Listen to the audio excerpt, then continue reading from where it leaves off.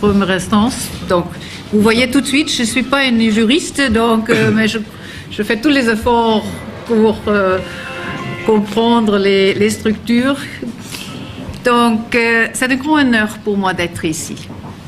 Mesdames et messieurs, je suis impressionnée par le nombre de personnes qui sont présentes aujourd'hui, qui montrent intérêt dans cette coopération, de ces relations, de ce programme important que nous menons ensemble. Je suis arrivée au Maroc en octobre de l'année passée, donc relativement récent.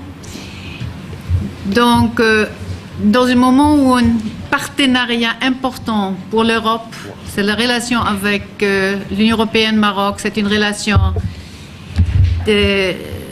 avec une grande histoire qui est très importante de côté, et donc ça veut dire aussi qu'il y a pas mal d'activités de travail, et donc c'était pas facile de sortir tout de suite de Rabat, mais c'était important pour moi de faire le déplacement et de voir moi-même qu'est-ce qui se passe dans les régions et avec les interventions et les programmes que nous faisons ensemble.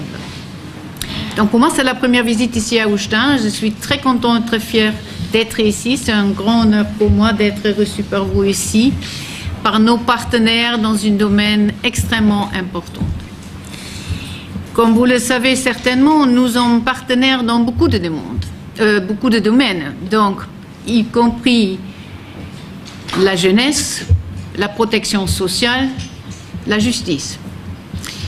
Et là, ce que nous faisons aujourd'hui, c'est basé assez beaucoup, je dirais, sur l'impulsion qui a été donnée avec la Constitution de 2011, parce que ça définit des pistes, ça a donné une direction très importante pour le Maroc, bien sûr, mais aussi pour les partenaires du Maroc, parce que nous ne sommes pas là pour faire nos programmes, nous sommes là pour appuyer la vision et le programme du pays et du Maroc.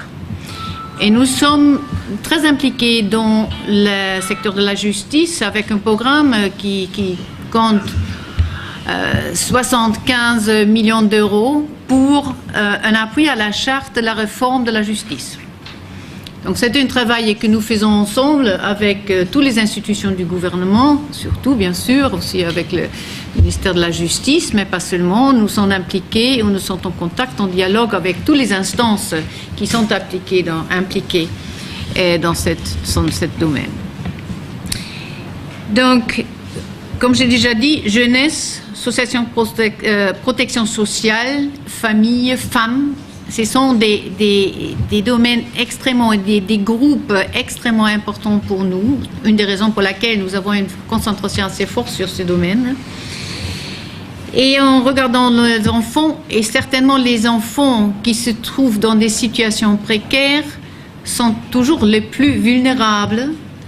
Si ce sont des enfants et des mineurs migrants ou non, ce sont des positions extrêmement vulnérables, sont souvent les victimes de violences, d'où l'importance d'avoir une approche à ces enfants, mais aussi des femmes qui se trouvent assez souvent aussi dans les situations extrêmement difficiles, de trouver une approche cohérente pour prévenir, pour éviter, si on peut, leur premier contact avec les justices. Parfois, ce n'est pas possible.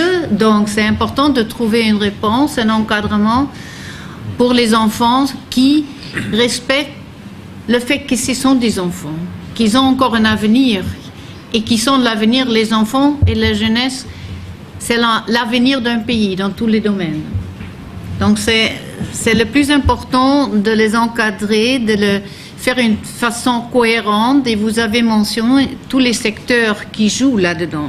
C'est bien sûr la santé, c'est la police, c'est la gendarmerie, ce sont des associations.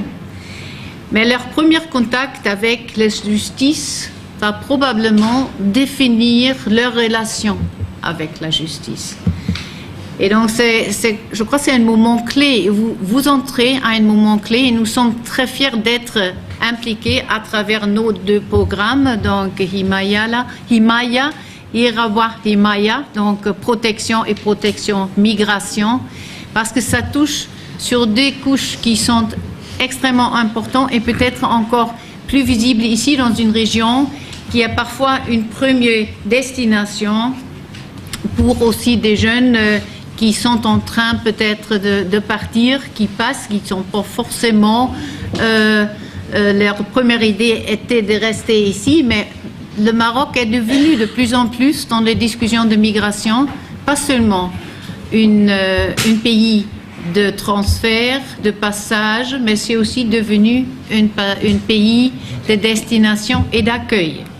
Et là, de nouveau, le Maroc a développé une politique phare, à mon avis modèle, donc avec l'accueil qui est fourni aux jeunes, aux migrants qui sont ici au Maroc. De nouveau, c'est pour nous, le Maroc est un partenaire extrêmement important dans la discussion migration. Parfois, je sais que l'Europe a vu que la migration, c'est la première occupation et la première préoccupation, je dirais, de l'Europe. C'est vrai que ça joue un rôle important, mais nous le considérons quand même dans un phénomène qui fait partie d'une image beaucoup plus large. Et dans nos relations avec le Maroc, nous n'avons pas une concentration sur la migration. On constate ensemble que c'est un domaine très important avec toutes les facettes et tous les aspects qui sont là-dedans. Et vous attaquez ici, vous traitez ici une des facettes qui est extrêmement important. Donc, tout ce qui est lutte contre la violence à l'égard des femmes, l'amélioration de la prise en charge des femmes victimes, la protection des enfants, le renforcement de coordination à travers les secteurs, parce que tous les secteurs ont un rôle à jouer là-dedans, vous les avez mentionnés.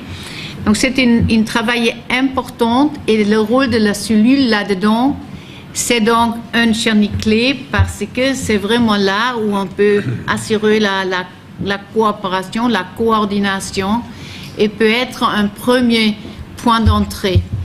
Donc le rôle des associations de la société civile que vous avez mentionné à titre juste, ça c'est un intervenant, un interlocuteur pour nous qui est parmi les plus importants depuis longtemps. Nous avons depuis toujours des programmes en appui à la renforcement des capacités, mais aussi pour le fonctionnement de ces associations, parce que nous sommes convaincus que les associations de la société civile jouent un rôle clé.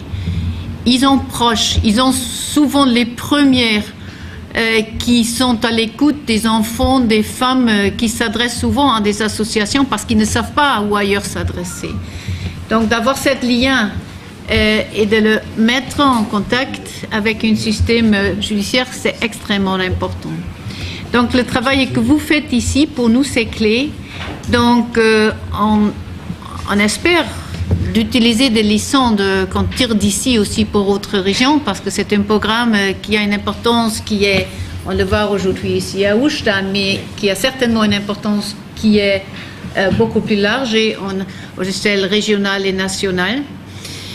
Pour moi, c'est important de comprendre comment vous travaillez effectivement. C'est basé à Rabat, on voit le papier, on voit le programme, et ça, c'est pas un discours, c'est tous des détails sur des programmes. Mais ça, reste quand même la théorie. Ça n'explique pas comment vous fonctionnez, quels sont vos défis. Qu'est-ce que vous pensez sont les premières leçons que vous avez déjà tirées pour dire on a l'impression que ça marche bien, et donc en relation avec des autres. La coordination, c'est toujours un défi. À tout niveau, par tous les partenaires, par nous aussi. Donc, c'est pas donné. Donc, ça, c'est quelque chose, on doit aussi travailler là-dessus, normalement. Donc, profitez de ma présence ici, de partager avec vous vos premières observations, votre expérience jusqu'à ce moment-là, mais aussi à partager avec nous, mes collègues qui sont avec nous, à dire les choses que, selon vous, peut-être ne fonctionnent pas tellement bien. Et donc, on est là pour travailler ensemble, pour assurer que ces programmes qui sont clés deviennent un succès. Merci beaucoup pour votre attention et votre présence.